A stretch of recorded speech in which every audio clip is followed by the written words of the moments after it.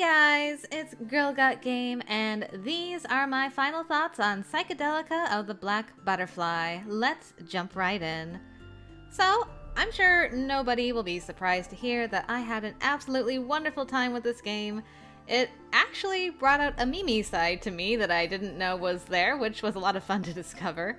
The writing in this game is phenomenal. Not only is it well written as far as the slow unveiling of the mysteries behind Psychedelica, or as far as the roots are concerned, but it also does a fantastic job with its writing of the interactions between the different characters. It all felt so natural and made them all seem very real and grounded, and made them feel like distinct individuals that you wanted to learn more about. The writing also does a fantastic job highlighting the different stages of grief around dealing with the death of a loved one.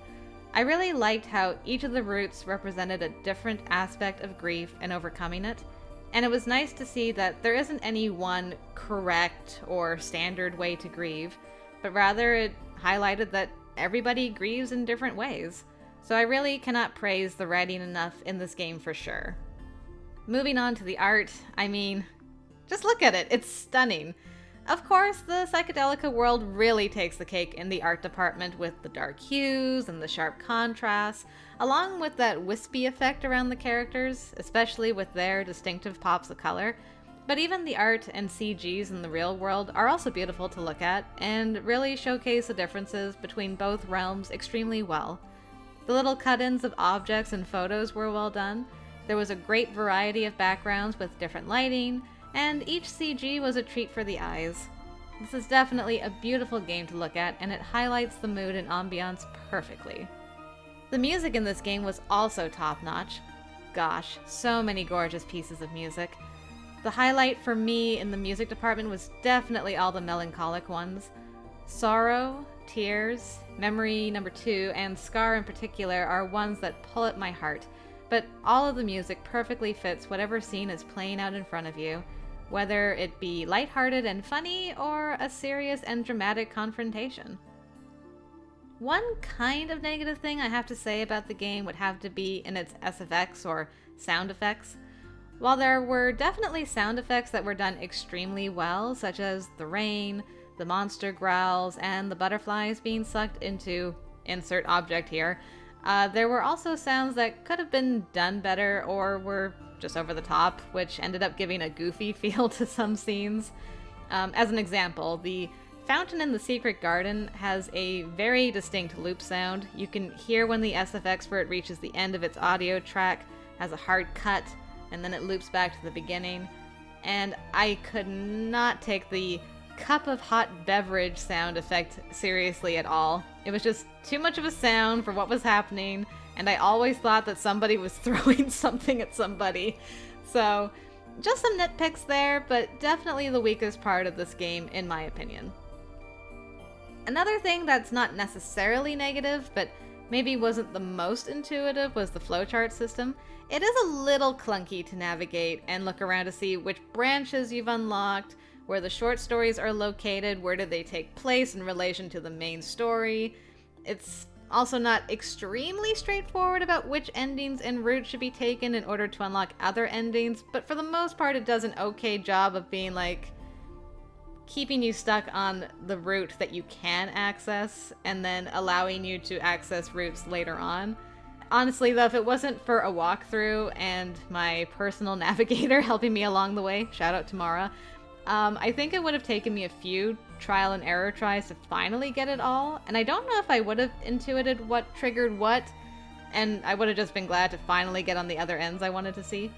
That being said, it wasn't terrible, and I did like the idea of having a butterfly effect system that you could access, and it's nice to be able to skip to certain scenes and parts of the game. The execution could have used a little more streamlining to make it a little easier to use though, in my opinion. And finally, I'd be remiss not to mention the butterfly shooting minigame. First of all, I want to say I'm extremely grateful that it was pretty butterflies we were shooting, not those terrifying monsters, because I probably would have been paralyzed and not got far in that minigame at all. And while I did find it challenging in the beginning at first, once you play it enough times, it really does become a breeze to get the high score on it. I thought it was pretty neat, and I like that it wasn't shoved in a bunch, but the parts of the story where it does show up make sense, and it felt natural. I also like that there is an option to skip the minigame altogether, and that you can still get a number of points even for skipping. So if you wanted never to play the minigame at all, you can still unlock the short story slowly by skipping the minigame over and over. But honestly, beating it a few times will give you all the points you need for the short stories, and then you can skip to your heart's content if you want. Or, if you like blasting butterflies, hey, far be it for me to judge you. Go ahead. Play that minigame to your heart's content. But anyway, all that being said, my overall opinion of this game is very good. While some of the sound effects were not as great as they could have been, it really didn't detract from an otherwise amazing experience. And I would definitely recommend this game to others, especially if someone's looking for a game with fantastic writing and characters that will pull at your heartstrings along the way. Alright, now that I'm done talking about the game as a whole, I definitely want to give some love to my girl, Ai Minato. She has got to be one of my top 5 favorite MCs now, honestly. In the words of Hokage, Ai is a very strong person. And I don't mean strong as in she's striding about confidently, taking the bull by the horns and leading the charge against fighting the monsters in Psychedelica, but rather her strength really comes through in who she is as a person. Despite being in a scary environment, she summons the courage to go out every day to help herself and her friends return to their normal life. And unlike the guys who seem to rather enjoy monster hunting at times, Ai takes no pleasure in it. While she understands it's a necessary evil, she can't help but feel for those monsters, remembering they used to be human too before they fell into despair. She cares deeply about everyone she meets, and while some may say that she's too trusting and this makes her naive, I honestly think it's quite admirable of her to have such an open heart that's always looking for the best in others. I also really loved how she herself progressed as a character, as she regained her memories and the grief behind those memories. And I thought it was really neat that the way she dealt with it and moved forward was influenced by which of the guys' routes she was on, but it wasn't dependent on that either, since she does also overcome her grief in the common route ending as well, from her experiences with everyone in Psychedelica. All in all, she's a very empathetic character. I can see why all these guys fell for her, both when they were young, and then again even when they lost their memories. She's truly a remarkable lady and a great MC. So those are my general thoughts on the game as a whole, which means now we get to the fun but difficult part of my list of favorite routes. I actually have this divvied into 3 lists yet again. The first one I'll go through is my personal ranking of the guys and their routes as a whole. The second will be who I thought I had the best chemistry with. And then the third one will include a ranking of all the routes, which includes the common route end and the summer camp end. Bottom of the list, unfortunately for me, is going to be Monshiro or Kazuya, or our mysterious quiet bean fox boy. His route dealt with the aspects of loneliness and hope. I was really curious how a route with him would go, seeing as Monshiro comes across as pretty young compared to the other guys. He's direct, he's clingy, no concept of personal space. It was definitely more than apparent how much he cares for Ai and vice versa, but because of how young Monshiro comes across and the fact that we don't know Monshiro's true identity for a big chunk of the game, I wasn't sure how much things were going to develop naturally romantically for them. And I have to say that for the most part, it develops in a way that does make sense. That being said, I actually enjoyed the bad end or Psychedelica end for this boy more than his happy ending. And I think it's in big part because it feels like kind of a letdown after the build-up to the ending. Like, once we're properly on Monshiro's branch, things escalate super quickly. After the showdown with the Master and Monshiro's identity being revealed to be Kazuya, he basically shares one last moment with Ai, and then goes into hero mode where he's going to sacrifice himself for his friends and brother, and he has a showdown with Hokage. By the way, sidebar, loved that showdown between them and the flashbacks of what went down between them and Natsu and explaining what the problem was between Natsu and Kazuya as well. Then somehow Kaguya saves Monshiro from a bullet from Hokage, and I'm still not 100% on whether he deliberately or accidentally pushed Monshiro into full despair. He falls into the abyss, but regardless, our girl risks her life to go in and get that boy out of there, and our ribbon from our mom majorly comes in clutch here yet again, helping her find him and guiding them out of there. Then the part where it's like they're underwater right before exiting, which brought back memories of losing Kazuya to the lake so long ago. Then he starts sinking and she's ascending without him, and it was just so beautiful and heartbreaking as she held on for dear life only for him to surprise kiss attack her so that she could be saved. It was one of my favorite scenes in the entire game, honestly. Now in the tragic ending, Ai escapes, Kazuya continues to stay in a coma now, along with Takia and Aki as well, and Ai goes to visit every day, desperately wishing for him to wake so they can be reunited once more, which the tragedy lover in me adored, honestly. But I am, of course, a sucker for happy endings, so I was excited to see how things would wrap up there. It plays out similarly to the tragic end, except this time we use Mom's ribbon to save our boy. Our girl wakes up first and rushes to our boy's room without tripping a bunch of alarms or running into anyone else in the hospital, miraculously enough. And shortly after she finds him, he wakes up and smiles at her. Hooray! They're reunited! However, Takia and Aki are still in a coma. So we spend the rest of the ending sitting there with Kazuya, waiting for them to wake, have a sort of confession from him while in the room with the two of them, agreeing to wait. But it feels more like a passing comment more than anything really important. And all in all, it's the shortest epilogue out of all the guys by a country mile. Just in comparison to the others, plus his own bad ending, his good ending just felt rather unsatisfying. So yeah, just in comparison to everything else, all the other endings, this is why he's earned this spot on my list. But I still love him. He's a sweet bean. At number 4, I'd have to put Mr. Kagiha, or Natsu, our old childhood friend that we were engaged to so long ago before the tragedy. His route dealt with denial. I was really surprised that Kagiha was the first recommended route after the common route, considering how strong the feelings were between him and the MC. I definitely thought he'd be one of, if not the last route to do. His route definitely was solid. There's a lot of hidden pain behind Kagiha and our interactions with him, which definitely got to me. Most of our scenes with him would have at least one moment where he looked torn about what he was saying or doing.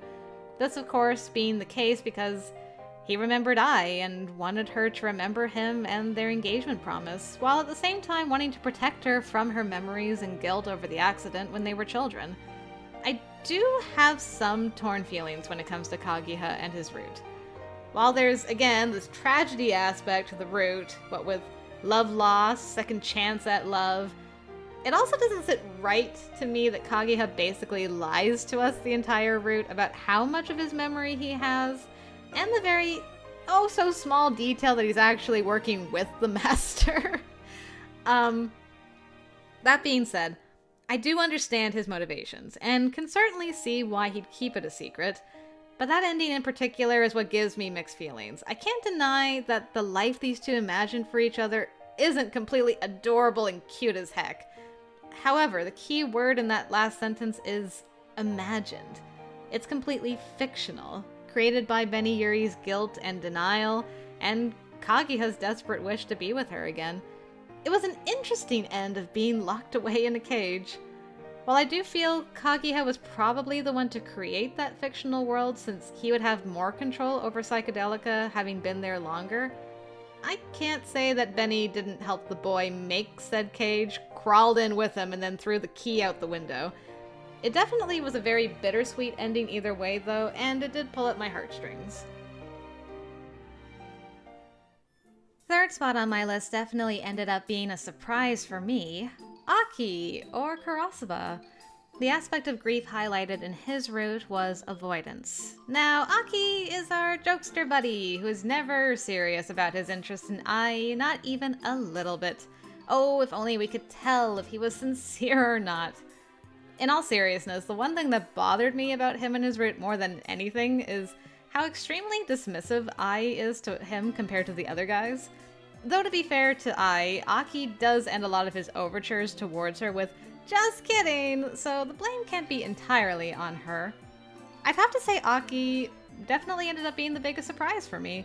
Unlike most flirtatious, jokey characters, I wasn't as drawn to him as I usually am with someone of that archetype, and it may be because you can tell from very early on that there's something kind of darker lurking beneath the jokester personality that Aki fronts with. I did like that if you decide to spend time early on with Kurosaba, you find out that he's actually very observant and guarded. Plus, he also hints towards his possessive side quite early as well. If you don't spend that time with him, you really don't get to see as much of it except in certain instances, and those happen much later in the story, notably when Monshiro shows up. I will say, when I first ran into Kurosaba's yandere tendencies, I was preparing myself for the worst when I started his route. But as I said earlier, he really surprised me. While yes, his bad ending did result in a yandere-type ending, it was one that, once again, Ai herself kind of encouraged along. She wanted to forget and fall into darkness just as much as Aki did. Also, before I forget here, shout out to Kurosaba for having the spiciest CG in the game with that ending. Was not expecting that. However, moving on to his good end, once you get on his route proper, he really never displays those possessive qualities again like he did early on. Dare I say he has some character growth? And where he really redeemed himself a ton in my eyes was in his epilogue where he stops hiding behind jokes and sarcasm and has an honest, straightforward conversation with Ai, acknowledging that he did not handle things properly in the past, had at times gone too far even, and most importantly, he apologized for his actions towards her and stated that he was going to keep working towards bettering himself as a person, all without any kind of hinting towards wanting to date her being the reason behind him wanting to change. I definitely sensed sincerity from him that he was genuinely sorry and wanted to change for himself more than anything so that he could be a better person. I also liked that you could see that he had influenced Ai when they returned to reality, and that she's not as uptight as she was before, more willing to enjoy things in the moment, and acknowledging that the way she was handling her grief was not healthy either, in a different way from Aki's, and that she wanted to also take steps to improve herself. And finally, while these two didn't share a kiss once they returned to reality, I liked this ending over Kazuya's in that while obviously Aki is still head over heels for Ai, she's not quite at that level yet, but does have some early blossoming feelings for him and wants to explore them, but at a slow pace. And I just love that Aki is letting her take the lead in setting the pace for them. I'm sure he'll still tease her about going further than she wants, but ultimately I do believe that he'll respect her pace and is just happy to be in a relationship with her. So yeah, definitely have to give kudos to Aki and congratulate him for sneaking up higher on my list than I thought he'd be.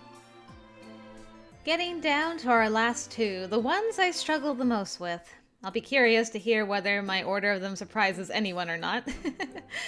But anyways, at number 2, I decided on Yamato, or Takia. His route highlighted guilt and forgiveness. To say I was simping for this guy from the beginning would be putting it rather lightly. Granted, he is given quite a bit of screen time in the common route as well as the real-world ending, so maybe it's only natural that I'd be drawn to him. But I suspect I was drawn to him for the same reasons our girl was. Now I gotta say, I'm not usually one for tsunderes. I don't mind them generally, and they can be fun, but there are other tropes I do enjoy more. But Takia's kind of tsunderiness was definitely one I enjoyed. While he comes across on the outside as being grumpy and can sometimes have a short temper, he really does display lots of moments of care, not only towards our girl, but also toward his brother, and even the other guys in the mansion. Deep down, he's just a big old softy, who's plagued by the survivor's guilt of years gone by, and it eats away at him constantly. This was something that, naturally, our protagonist could understand all too well. I loved that it was what drew them together in the real world before the accident, as well as the fact that it was something that instinctually drew them together, even if they had both forgotten the specifics in Psychedelica. Their hearts still remembered and could recognize that pain in each other. So there's a real, true understanding between Ai and Takia that is just so tragically beautiful. I also can't help but feel that if the events of the bus accident and Psychedelica had not happened, he was most definitely the boy I was most likely to end up with. Oh, and before I forget, I definitely want to just say that I absolutely loved the Beauty and the Beast aspect to Yamato's route too. Him giving into despair, transforming into a beast, and her seeing past that to his true self and bringing him back where they just hold each other for who knows how long.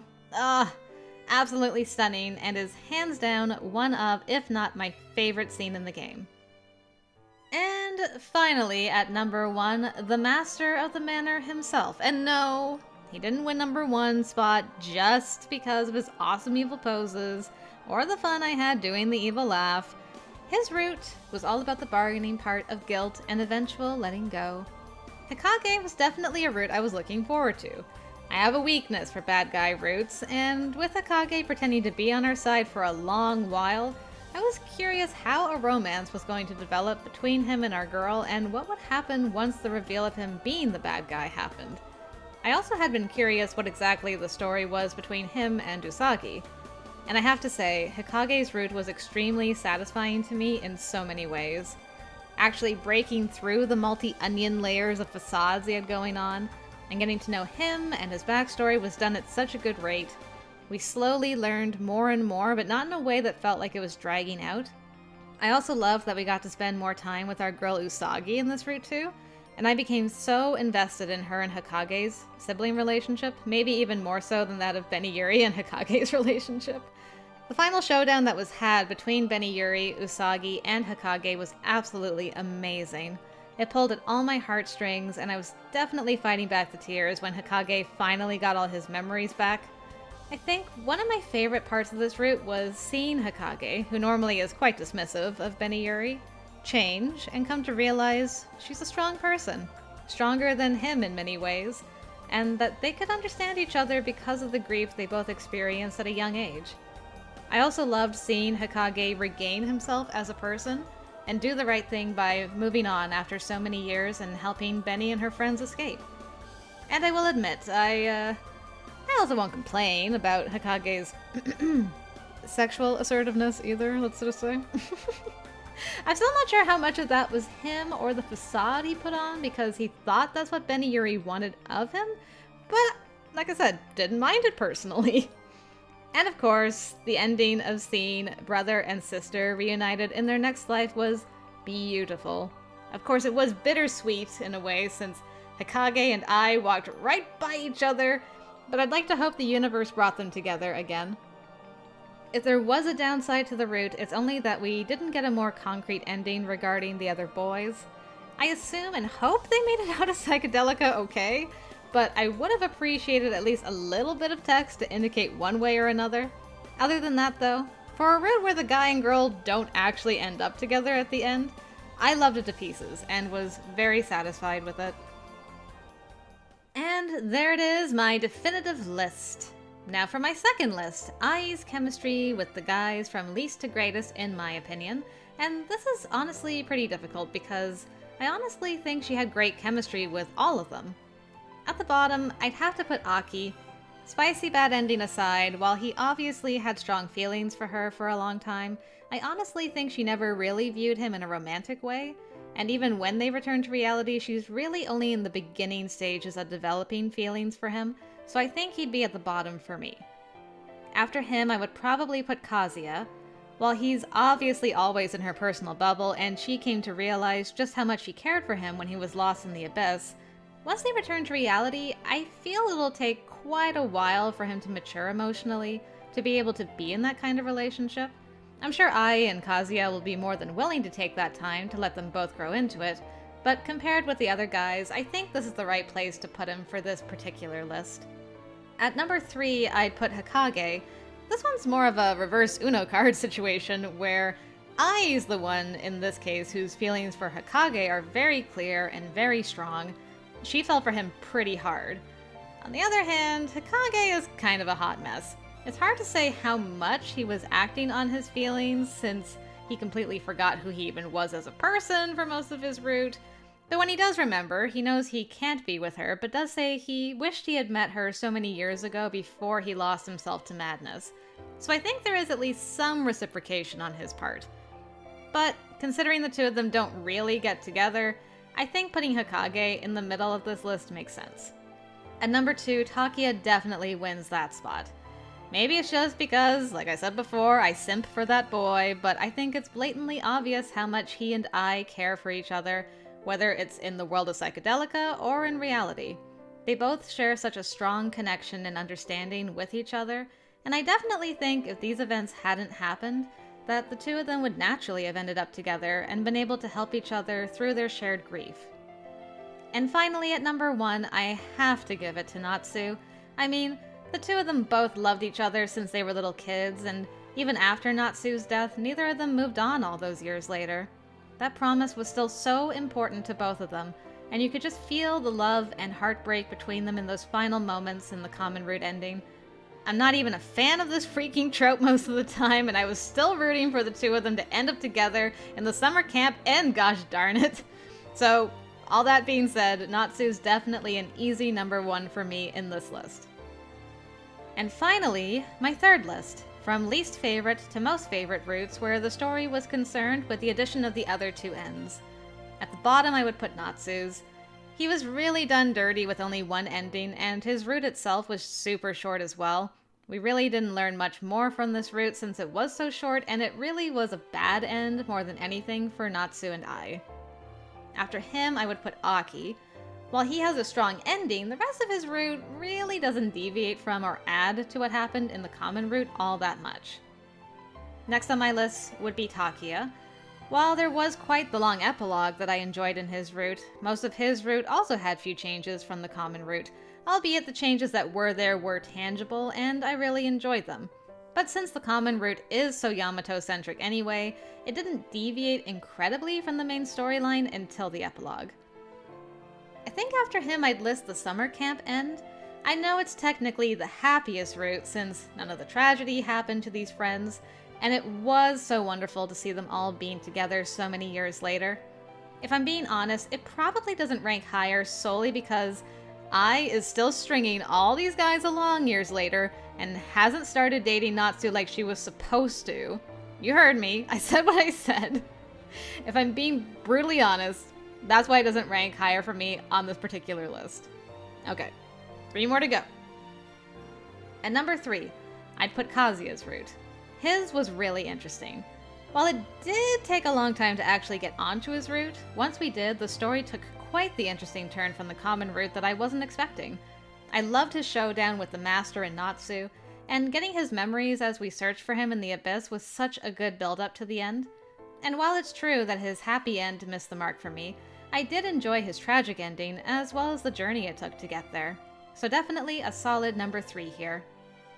At number 2, it easily has to be the common route. It probably sounds crazy that the first ending I got in this game ranks so high, but honestly, this game probably has one of, if not the strongest common route to a branching visual novel that I've played. In fact, I think the game could have just contained the common route, and I would not have been mad about it. It was so wonderfully written. The mystery, the little hints along the way, the lore, the twists and turns, all culminating in an epic finale worthy of a JRPG. I can definitely say with 100% certainty that this is the only common route that has made me actually cry. It was such a heart-wrenching end, and for it to make me cry over a character that I was so sus over was absolutely crazy. That will stay with me for a long time. And with that, that leaves our final number 1 spot for Hokage once again. I thoroughly enjoyed his route. It felt like we were playing a completely different game in comparison to the other guys. I loved our tea times with Usagi, and slowly getting to know her and her motivations better. Seeing her try to ship Beniyuri with her brother was super cute. And it was so nice to finally give her the courage to tell her brother what she couldn't for so long. The final showdown between just the 3 characters at the end felt so personal. I had so many emotions going through that. And then the unexpected ending where you see brother and sister reincarnated and reunited, with I walking away in the background so close and yet so far. It was just so good. Just talking about it again fills me with that same satisfying feeling I had when I finished his route initially, and so that's why it sticks out as the number 1 for me in this list as well. So there you go, my 3 lists completed for this game. And with that, it's bonus awards time! Favorite CG of the game has to be the one of Yamato bathing in the fountain. I feel like that one's pretty self-explanatory, so yeah, I'm just gonna leave it at that. Although, I do also want to shout out one of Hokage's too, the one where it's been revealed he's the master and he's licking that accessory thingy of his. Yep, another one of my faves. Again, I feel like for self-explanatory reasons. Moving on, favorite kiss CG easily goes to Monshiro. It's just absolutely stunning to look at, easy pick for me. Favorite epilogue would have to go to Takia. I loved how long it was, how it took its time catching us up on what happened with everyone after the events of Psychedelica, and I feel like it was such a natural continuation of even the common route. And of course, it culminated in an adorable confession and kiss between Takia and I. So lovely. Favorite Psychedelica or bad ending has to go to Monshiro. The kiss goodbye, letting her go so she could be saved, her being the only one to escape back to reality out of everyone. It was such a good tragic ending. Saddest scene award easily goes to Natsu sacrificing himself for his friends in the common route. My heart broke during all of that, and I struggled to talk through the tears during that. No contest. That wins easily the saddest scene award. The funniest scene in the game for me had to be from the Hokage's handgun instructions short episode where they were all trying to summon their guns. One of my favorite interactions with all the boys. Kageha's trying to mother hen while Karasaba's poking fun at Yamato. And, of course, my favorite part, where Hokage stands behind Yamato arm on arm to teach him how to summon the gun. The sprite positions for that scene just had me rolling. The award for short episode I actually enjoyed the most, though, goes to the two in the ravine. I had wondered for so long about how that interaction between Kageha and Monshiro went before everyone else caught up to them, so getting to see what actually went down between them and led to that scene was super interesting, and I was relieved we got answers to that question I had for so long. And final award is for who had the best outfit in the game, and hands down it has to go to the master. That red poncho is so nice. And what's under the poncho, maybe even nicer. Also shout out to Hokage's real world outfit too, because that also looked really good. He looked really good. He's good looking. I think I'm going off on a tangent. What was I saying? Oh yeah. Anyway, as I said, that's my pick for that last award. So there you have it. That is going to be it. If you've made it to the end of this hot mess of a review, then thank you so much for watching. I hope you enjoyed my final thoughts on this delightful game. Definitely an easy recommendation for me, and one of the top VNs I've ever played. I can't thank you guys enough for joining and experiencing this game with me, and I hope you all will share your lists and rankings as well. As always, if you have bonus awards of your own and would like to share, I'd love to read all about them. But with that, it is time to say farewell to Psychedelica of the Black Butterfly. Or maybe see you later would be more appropriate. Ooh, what could that mean? Mysterious line is mysterious. Or maybe not so mysterious if you know what one of the next games coming up is. If you're not on my Discord yet, I invite you to join it because I will be doing an update there soon after this video is out announcing the next 2 games coming up on the channel. The link is in the description below. But we still have one last thing to do over in Taisho Alice before we move on, so hopefully you can join me for one last hurrah over there too. Either way though, just want to say thanks once again for joining me for this. I hope you all enjoyed it, and until next time, I will see you later.